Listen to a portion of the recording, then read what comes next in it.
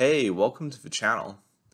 So, I had watched a video by an uneducated economist, and it was about his thoughts on the Fed's strategy for handling the recession as well as the mortgage-backed securities market, and his thoughts on how the Fed was going to stabilize the markets.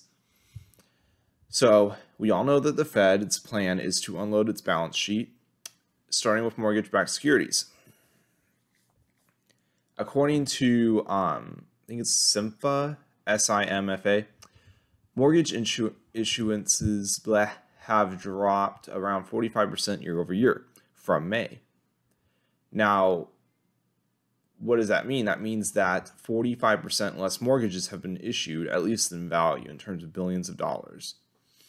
The next thing I want to talk about was that the Fidelity sector overview. Going into that and looking at all the different sectors and seeing that every sector except for energy has been falling, including real estate and including financials. And financials contains mortgage-backed securities and thrift institutions, which supply most residential mortgages. They're also called S&Ls.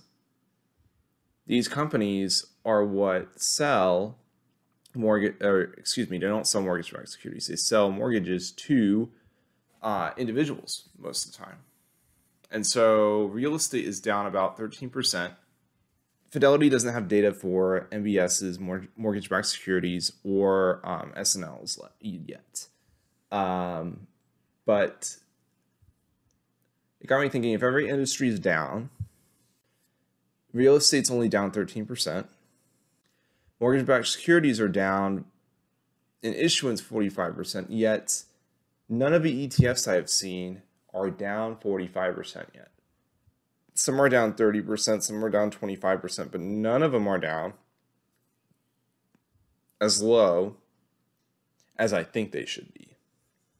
Because, I mean, issuances are the heart of the real estate market. It's these mortgage-backed securities are the heart of the industry, just like how an uneducated economist points out. And if the Fed wants to unload its balance sheet, I think it's too late. I think they're too late on it. That's what I wanted to add on to his video. Because he says that the Fed's strategy is to unload the balance sheet and raise interest rates. Raising interest rates cuts off demand. That allows the Fed to come in and supply the market with their mortgage-backed securities. I don't know if we know the quality of these mortgage-backed securities. I don't know if we know what's in the tertiaries of these mortgage-backed securities. I don't know if the Fed has shared that information. I don't know what people are going to be buying. I don't know if the Fed can handle the supply demand, because let's say they flood the market with too many mortgage-backed securities, it's going to cause the same issue that we're currently having. I mean, too many mortgage-backed securities means they're worth less. Supply, demand. Price goes down. Could that trigger a real estate crash? Too little will cause a real estate crash if there's not enough supply. If there's not enough issuance, same thing could happen. The Fed needs to control that supply, and that's out of their reach. I don't think the Fed has that capability to control the supply properly. That's, if you think about it, they're trying to put the recessionary mindset in everyone to prepare for a recession. Well, markets are already trying to price in a recession. People are already acting like they're in a recession. So when we actually find out we're in a recession, we'll be okay. If they can pump enough mortgage-backed securities back into the market and nothing else happens besides interest rate hikes, I think they'll be okay.